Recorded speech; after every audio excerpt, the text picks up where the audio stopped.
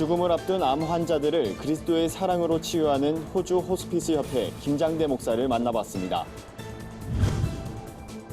여름 휴가철을 맞아 해외로 단기 선교를 나가는 성도들이 많습니다. 해외에서의 사고를 예방하기 위해선 각별한 주의가 요구됩니다. 칼빈대학교가 목회자들의 바람직한 목회 방향을 제시하는 세미나를 열었습니다.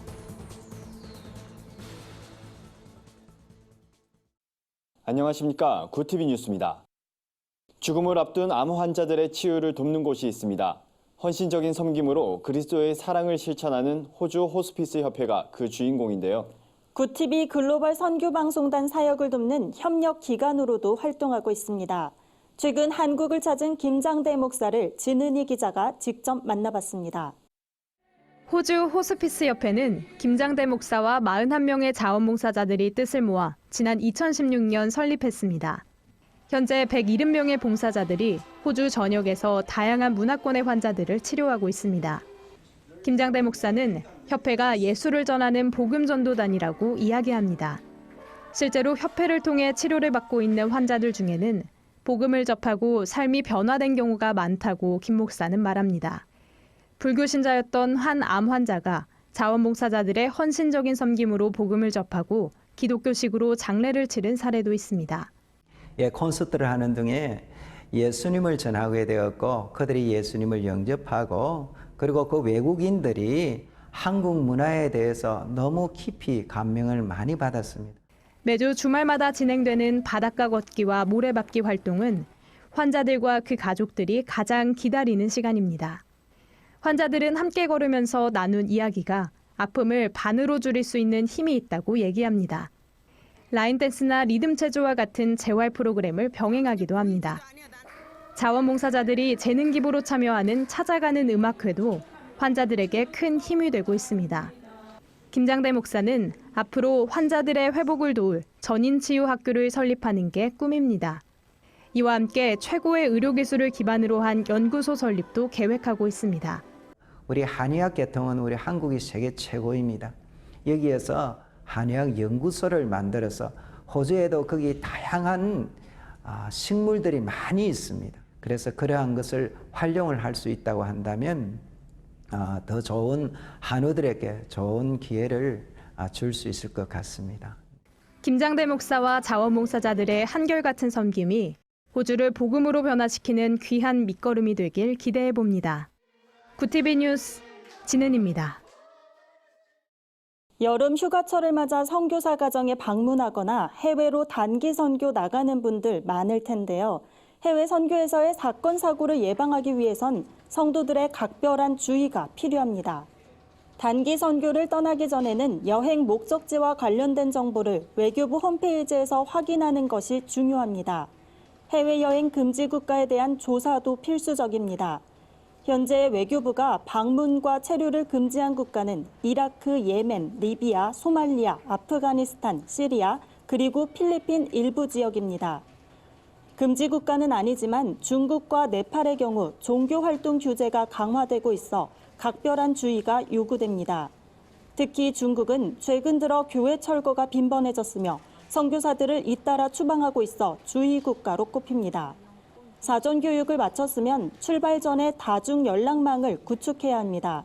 선교 전문가들은 해당 국가의 대한민국 영사관이나 외교부 영사콜센터 연락처를 알아두는 등 위급 상황에 대비해야 한다고 말했습니다. 이와 관련해 한국세계선교협의회는 문화체육관광부와 외교부의 지원을 받아 해외여행 안전 스티커를 제작해 배포하고 있습니다.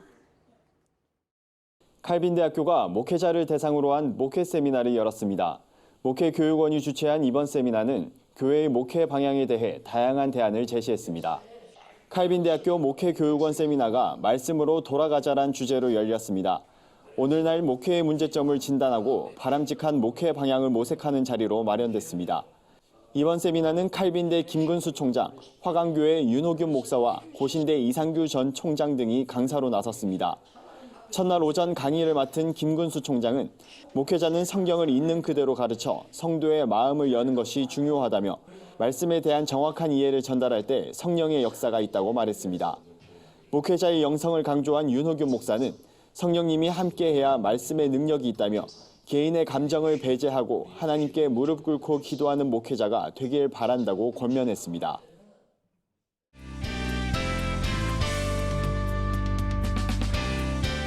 세상 속 크리스천들의 다양한 이야기를 만나보는 네포난의 교회입니다. 첫 번째 소식입니다. 부천 참빛교회 성도들이 하나님이 크리스천에게 허락한 결혼의 온전한 의미를 차근차근 배워가는 시간을 가졌습니다. 1박 2일 일정으로 부부 공감학교를 진행한 건데요. 이번 부부 공감학교엔 20쌍의 부부가 참석했습니다. 고려신학대학원 목회상담학 교수인 하재성 목사는 결혼을 말하다란 주제로 성경적 결혼관에 대해 설명했습니다. 참석자들은 믿음의 가정을 세워가기 위해 먼저 부부관계가 건강해지길 한마음으로 기도했습니다. 이 밖에도 부부가 서로 얼마나 친한지 알아보는 순서, 말씀을 함께 묵상하는 부부 큐티, 대화훈련, 음악치료 등 다채로운 프로그램이 마련됐는데요. 참석자들은 배우자를 알고 사랑하는 것이 하나님을 아는 것과 마찬가지로 힘들고 고통스럽지만 보람있고 경이로운 일임을 배웠다고 고백했습니다. 다음 소식입니다. 올해는 한국 필리핀 수교 70주년을 맞는 해입니다. 이에 교계에서 필리핀 참전용사를 격려하는 자리를 마련해 의미를 더했습니다. 필리핀은 6.25 전쟁 당시 4,720명의 병사들을 한국에 보내며 한국을 도왔던 나라로 꼽히는데요. 이번 행사는 필리핀과 참전 용사들에게 감사 인사를 전하고 미래를 위한 협력 관계를 도모하기 위해 마련됐습니다. 필리핀에서는 참전 용사 10명을 비롯해 가족과 필리핀 보훈처장 등 약 40여 명이 한국을 찾았습니다.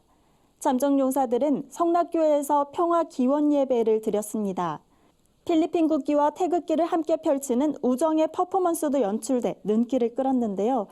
주최 측은 은혜를 갚는 마음으로 필리핀 참전 용사들과의 교류와 협력을 이어갈 계획이라며 한국과 필리핀이 하나님 안에서 더욱 가까워지길 소망한다고 전했습니다. 마지막 소식은 굿TV 부울경본부에서 전해왔습니다. 세계 태권도 TIA 선교단이 부산 다세움교회에서 찬양과 전도축제를 진행했습니다. 축제에선 다세움교회 김홍부 목사의 특송, TIA 선교단의 사물놀이, 태권도 시범 등 풍성한 퍼포먼스가 이어졌습니다. 순서가 끝날 때마다 성도들은 큰 박수로 화답했습니다. 이날 말씀을 전한 TIA 태권도 선교단 지도 목사 오현성 목사는 태권도를 통해 전 세계에 복음을 전하러 나가는 것이 선교단의 목적이자 사명이라며 하나님 앞에 순종하며 사역을 잘 감당하겠다고 전했습니다. 네포난의 교회는 시청자 여러분의 제보를 기다리고 있습니다. 함께 나누고 싶은 영상이 있다면 전화나 이메일로 참여해 주시기 바랍니다. 네포난의 교회 한혜인입니다. 오늘의 사회 이슈를 차진환 기자가 종합해 드립니다. 오늘의 이슈 포커스입니다. 일본 정부가 한국에 대한 수출 규제는 한국 대법원 판결에 대한 보복 조치가 아니라고 강변했습니다. 아베 신조 일본 총리는 국가와 국가의 신뢰관계로 행해온 조치를 수정한 것이라면서도 세계무역기구 규칙에 맞다 자유무역과는 관계없다고 주장했습니다. 신뢰관계를 언급한 것 자체로 강제징용 배상 판결에 대한 후속 조치를 인정하면서도 WTO 규칙 위반은 아니라는 입장입니다. 일본 현지 언론들은 이번 수출 규제가 관세 인상과 송금 규제, 비자 발급 엄격화 등 다른 대항 조치로 이어질 것이라고 전망했습니다. 소비자 물가 상승률이 반년째 1%를 밑돌았습니다. 이일 통계청의 소비자 물가 동향에 따르면 소비자 물가 지수는 104.88로 1년 전보다 0.7% 상승했습니다. 1월에서 6월 전년 대비 상승률은 0.6%로 2015년 이후 가장 낮은 수준으로 나타났습니다. 전문가들은 저물가가 지속되는 주요 원인으로 수요 부진을 지적하며 소비자 물가 상승률이 0%대를 벗어나지 못하는 상황을 준 디플레이션으로 정의하기도 했습니다. 이에 정부는 건강보험과 무상급식 등 복지정책적 요인이 영향을 미친 일시적인 현상일 뿐 디플레이션은 아니라고 말했습니다. 금융위원회와 신용회복위원회는 취약채무자 특별감면제도와 주택담보대출 채무조정 다양화 방안을 공개했습니다. 취약채무자 특별감면제도는 취약계층 대출자가 3년간 성실히 빚을 갚는다면 남은 채무의 95%까지 덜어줍니다. 기초생활보장 수급자와 중증장애인, 만 70세 이상 고령자 등이 대상입니다. 주담대 채무조정 활성화 방안은 채무자 상환 능력에 맞게 채무조정 방법을 다르게 적용해 금융회사 조정안 동의율을 높이는 게 핵심입니다. 올여름 집에서 가까운 공원이 물놀이장으로 변신합니다. 서울시는 8월까지 17개구 50개소 공원과 광장에 물놀이장을 마련합니다. 보람의 숲 공원과 중랑 캠핑숲 등은 기존 물놀이장 시설을 오픈하고 북서울 꿈의 숲과 경춘선 숲길 등에는 여름철 임시로 물놀이장을 조성합니다. 운영 시간은 대부분 오전 10시부터 오후 6시까지며 입장료는 무료입니다. 서울시는 물놀이장 외에도 여름축제와 물총놀이, 야외 영화 상영 등 다양한 피서 프로그램도 운영할 예정입니다. 구TV 뉴스 차진환입니다. 주요 단신입니다. 광림교회 청년부가 선생님이 부족한 미자립교회에 하나님의 사랑과 복음을 전한다고 밝혔습니다. 광림교회 측은 오는 25일부터 내달 14일까지 전국 19개 지역 150여 교회에 1,200여 명의 어린이들을 만날 예정입니다. 이번 교육선교엔 300여 명의 청년들이 참여할 것으로 알려졌습니다. 한국세계선교협의회와 전국대학교수선교연합회가 교수선교사 파송을 위한 양해각서를 교환했습니다. 전국대학교수선교연합회 이선복 교수는 은퇴 후 선교사를 자원하는 교수가 증가하면서 교수들의 역할이 더욱 많아질 것으로 기대된다며 앞으로 선교 훈련을 이수한 경우 교수 선교사로 파송하며 지원할 예정이라고 밝혔습니다. 전국대학교수 선교대회는 34년째 전국대학을 순회하고 있으며 이사회와 본부를 여의도 순복음교회 세계선교센터에 두고 있습니다. 게임 이용자 보호시민협의회가 온라인 게임 성인 결제 한도 폐지 결정을 규탄하는 성명을 발표했습니다. 중독예방 시민연대 대표 김규호 목사는 세계보건기구가 게임 중독을 질병 코드에 등재하기로 했지만 당국은 오히려 게임 중독 문제를 걱정하는 국민의 의견을 무시했다며 즉각 폐지 결정을 철회해야 한다고 주장했습니다. 크리스천 CEO 포럼과 피아가 주최하는 청년 벤처 포럼 어벤처스가 내달 8일까지 지원 접수를 받습니다. 이번 포럼엔 법인 설립 3년 미만 또는 법인 설립 계획을 가진 예비 창업자 등이 참여할 수 있습니다. 팀의 핵심 구성원 1위는 기독교인이어야 합니다. 어벤처스는 국내외 사회 이슈를 혁신적 비즈니스 모델로 해결하는 청년을 위한 벤처 대회입니다. 지원한 팀 가운데 12개 팀을 선발해 11월 2일 최종 결선 대회를 치릅니다.